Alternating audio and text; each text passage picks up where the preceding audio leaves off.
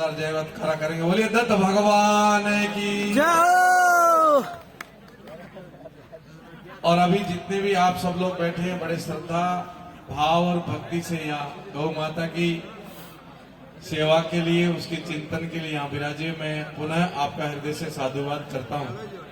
और 2 साल बाद प्रकाश जी का स्वर और कंठ सुन करके मेरा हृदय गदगद हो गया और आंखें भी भर आई कि प्रकाश जी, ये जो समय था एक संक्रमण दौर, वो गुजरा और पुनः आप बीच में आए।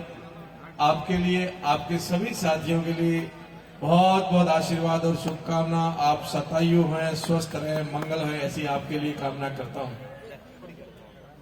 मंच पर विराजमान हमारे बीच में से अभी श्याम जी भाई साहब और कई हमारे संघ के प्रतिष्ठित सज्जन पुरुष जो समय निकाल के पधारे थे, फिर उनकी अति व्यस्तता के कारण पधारे, उनको भी हृदय से साधुवाद। इस गौशाला परिसर के लिए हम सबको भूमि दान दाता बन करके भूमि देने वाले उस भामाशाह के लिए जोरदार तालियां। और इस गौशाला का अनवरत सुचारू रूप से संचालन करने वाली पूर्ण रूप से जो संचालन मंडल है, उनको भी हृदय से साधुवाद करता हूं। और इस संचालन में अपना तन मन और धन से सहयोग करने वाले सभी प्रवासी बंधुओं का भी हृदय से साधुवाद और शुभकामना। मंच पर विराजमान अन्य अतिथिगण, हमारी बहन कोमल जी है, काजल जी हिंदुस्तानी, और आप सभी को पुनः मैं हृदय से साधुवाद करता हूं कि आपके हृदय के अंदर एक भाव है जो आपको यहां खींच के लाया है। वो भाव आपका बड़ा पवित्र भाव है। और ऐसा कहते हैं जैसी जिसकी भावना प्रभु वैसे ही फल देते हैं। तो आपकी पवित्र भावना है तो निश्चय ही भगवान आपका पवित्र और कल्याणी करेगा, ऐसा मैं मानता हूं। गौ माता की शरण में आ गए, गौ माता का चिंतन करने लगे, राष्ट्र का चिंतन करने लगे हो, समाज का चिंतन करने लगे हो, तो निश्चय ही आपका चिंतन और आपकी चिंता गौ माता करेगी, ऐसा मुझे विश्वास है।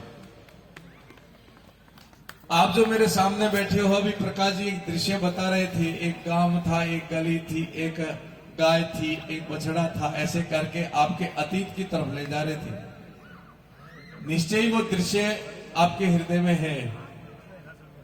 और जहां तक मैं जानता हूं कि जननी जन्मभूमि स्वर्गाद अपि गरीयसी, जननी और जन्मभूमि स्वर्ग से भी बढ़कर होती है।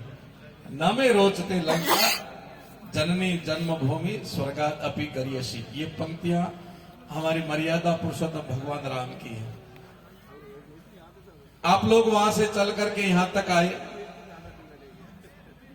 आप में कोई न कोई भगवान ने एक विशेष उपलब्धि दी, गुण दिया।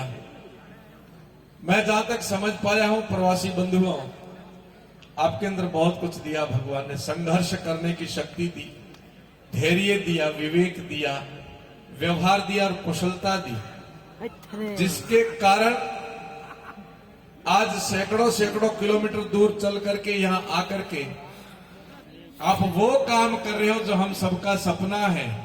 वो सपना ये है इस मां भारती को पुनः विश्व गुरु बनाना और विश्व की महान शक्ति बनाना।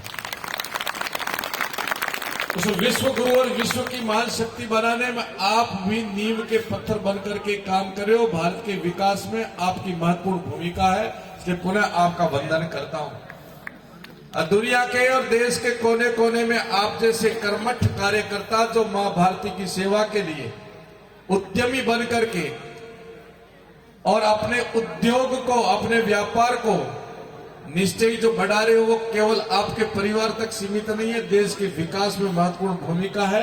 और यही हम सबका सपना है कि देश पुनः उठे और दुनिया में पुनः भारत खड़ा होकर के कहे कि विश्व की महान शक्ति और विश्व की बहुत बड़ी शक्ति जो है वो भारत के अंदर है।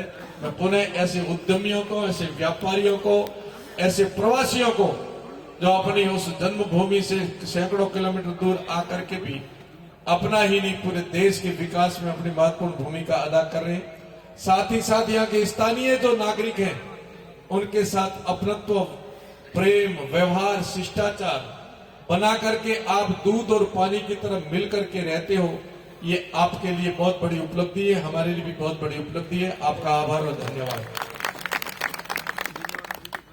एक विशेषता आपके अंदर है, मैंने देखा है कि जहां तक मैं समझ पाया हूं, आपने संघर्ष से जीवन को अधिकांश लोगों ने शुरू किया है, और जो संघर्ष करता है वो चमकता है, वो निखरता है, वो आगे चल करके कुछ पाता ही है, संघर्ष करता है।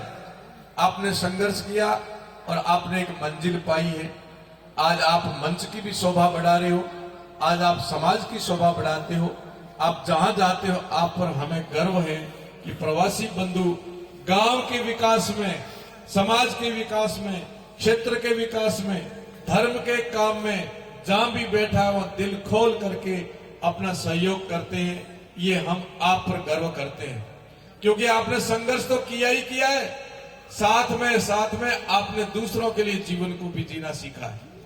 गौशाला परिसर के अंदर अभी जैसे आह्वान किया था, आप सब लोग खड़े हो रहे हो, अपना यथा सामर्थ्य सहयोग कर रहे हो, ये बहुत अच्छा दृश्य लगा। समय है, कुछ भक्त लोग अपनी मर्यादा या दूर से आए थे, चले गए, परंतु जिन्होंने यह सादर उपस्थिति दी वो भी अनुकरणीय है। योग्यता की दृष्टि से शायद आपने शिक्षा बहुत कम प्राप्त की होगी, आप में से बैठे हुए लोगों में से जो यहां आकर के जन्मे हैं, उन्होंने तो यहां आकर के शिक्षा प्राप्त की ही है।